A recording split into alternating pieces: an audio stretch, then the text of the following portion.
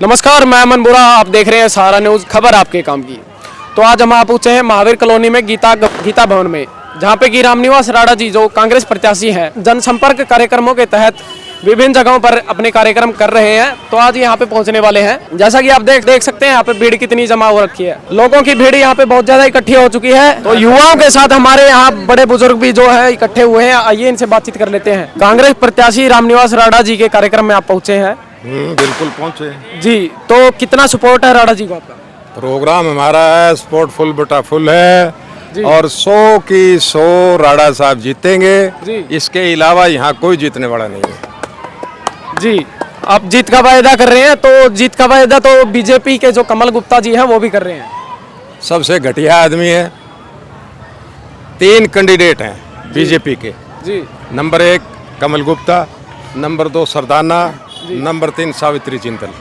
सरदाना जी और सावित्री जिंदल निर्दलीय लड़ रहे हैं। निर्दलीय नहीं है, ये टीम एक ही है। जी, इनको जाने वाला वोट बीजेपी को ही जाएगा। बीजेपी को जाएगा। हाँ, इसलिए जरूरी है इन सब का पत्ता काटना। जी,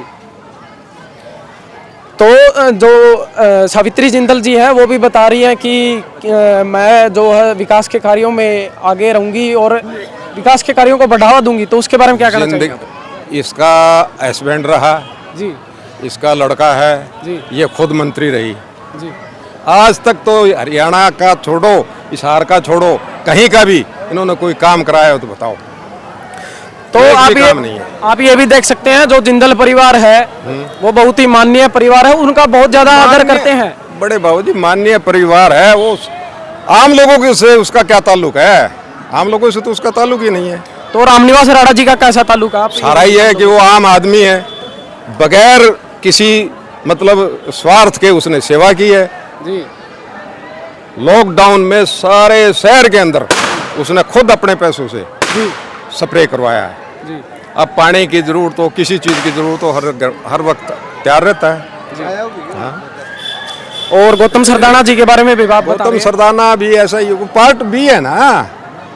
गौतम सरदाना भी तो इन्हीं का है भाई, बीजेपी का ही तो है वो। मेयर बीजेपी का था, अब वो निर्दलीय बन गया।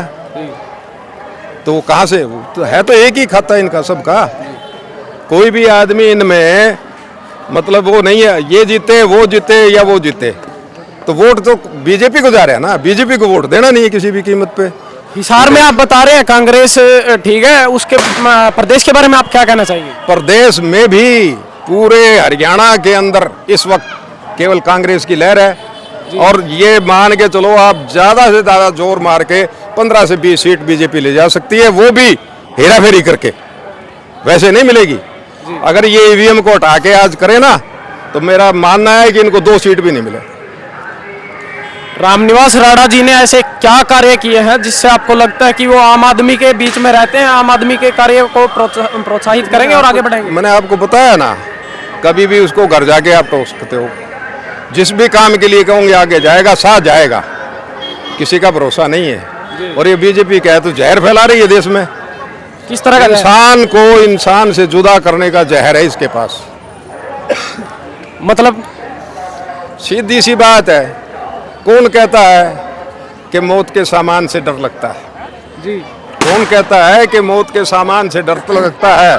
हमें तो देश के उस झूठे प्रधानमंत्री की मुस्कान से डर लगता है।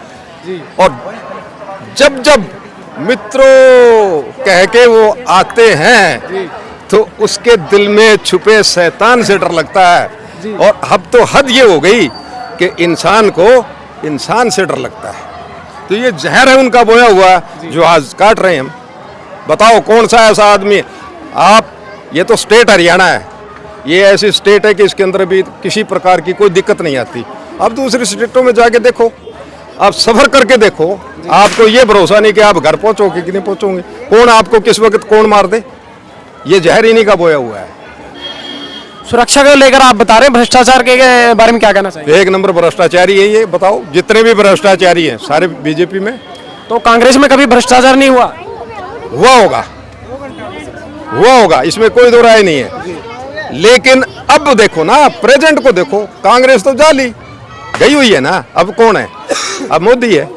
जितने भ्रष्टाचारी देश के, जितने रेपिस्ट देश के, जितने गद्दार देश के सभी इन्हीं के पास है और क्लियर कट है, आगे क्लियर कट है। मतलब ऐसा नहीं है कि भाई छुपे हुए हो। 70,000 का एलिगेशन किस पे लगाया था? अजीत पवार पे। 4 दिन के बाद उसको डिप्टी सीएम बना दिया और वो सारा घोटाला भी खत्म हुआ। तो भ्रष्टाचारी तो ये है भाई, आम आदमी थोड़ा भ्रष्टाचारी तो ये है। रेपिस्ट का साथ ये देते हैं। इनके देख लो जितने भी संगठन हैं, सारे के सारे संगठन टोटल के टोटल, कोई भी बलात्कारी हो उसको माड़ाएं पिलाते हैं, लड्डू खिलाते हैं। तो ये लोग कहाँ से इंसानियत के हो सकते हैं? सबसे बड़ी बात तो ये है। तो जैसा कि आप देख सकते हैं रामनिवास राणा जी लोगों के बीच में पहुंच चुके हैं और फूल मालाओं से, फूलों की वर्षा के साथ रामनिवास राणा जी का जो है स्वागत किया जा रहा है। लोगों का प्यार, प्रेम और भीड़ उमड़ चुकी है यहाँ पे। नारे देख सकते हैं आप, बच्चे नारे लगा रहे हैं। क्या बात है भाई, बहुत ही बढ़िया।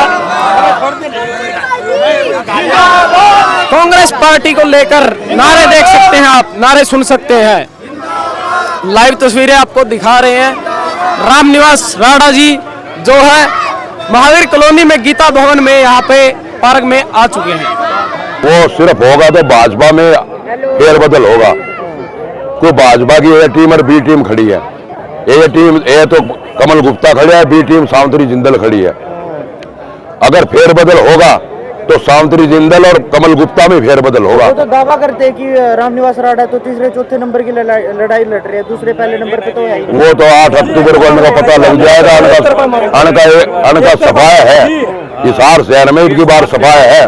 मैं तो हिसार की जनता से कहूंगा 10 साल जो है सावित्री जिंदल को भी आजमा लिया, 10 साल कमल गुप्ता को आजमा लिया, 5 साल एक मुझे मौका दो ताकि मैं आपके बीच में रह करके बैठ करके आपकी राय लेकर काम कर सकूं। राणा जी आपने भी तो लगातार एक सेकंड राणा जी आपने भी तो लगातार हिसार की जनता को टाइम दिया है। आप भी जितने भी लोगों का धरना प्रदर्शन होता है वहाँ पे भी एक्टिव रहे हैं, लोगों का साथ भी आपने दिया। तो क्या लगता है कि अब की बार लोग आपको कितने मार्जिन से जीत हासिल? आप देखो एक तरफा माहौल है, किस तरह से आज देखो, आज पार्क फुल भरे बड़े है हर तरह से। अभी मैं कैंप में था, सूर्य नगर था, माल्टोन था, जो है एक तरफा रुझान है।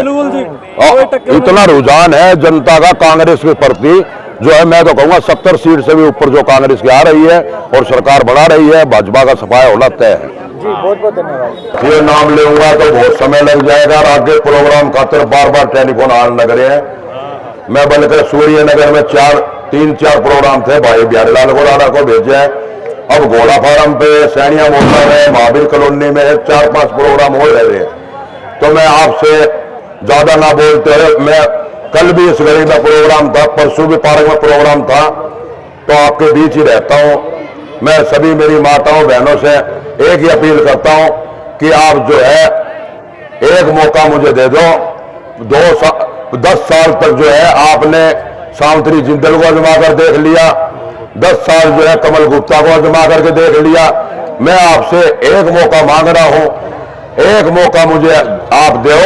5 साल मुझे आजमा करके देखो। अगर 5 साल में आपका हिसाब से ना चलूं या आपसे कोई कमी नजर मेरे में आए तो मैं 5 साल बाद में आप मेरे को साइड में कर देना। और मैं आपसे यह भी वादा करता हूं 5 साल में मैं आपके मुंह से ये कुआ दूंगा, अगली बार भी रामनिवास राणा ही विधायक होना चाहिए। और ये भाई सारी जो बेल्ट है ये मेरे पड़ोस में है बिल्कुल ही। अब मोहल्ले में, इस मोहल्ले में कोई मैं तो फर्क समझता नहीं। पार्क में मैं आता रहा हूँ और कई चक्कर मैंने पार्क में डेली मारे हैं, आपका आशीर्वाद भी लिया है। तो मैं यही कहूंगा भाई एक मौका मुझे दे दो। मैंने 20 साल जो संघर्ष किया है, एक संघर्ष का इनाम जो 5 साल में एक मौका दे दो। आने वाली जो है 5 अक्टूबर को ट्रैक्टर के 5 अक्टूबर को जो हाथ के सामने वाला बटन दबाकर अपने भाई रामनिवास राणा को विजय बनाए। मैं ज्यादा ना कहते हुए यही कहूंगा, आपने सबको मौका दे दिया, एक मौका रामनिवास राणा को दो। धन्यवाद। जय हिंद। जी बने रहिए सहारा न्यूज के साथ। मैं अमन बुरा, मिलते हैं जल्द ही।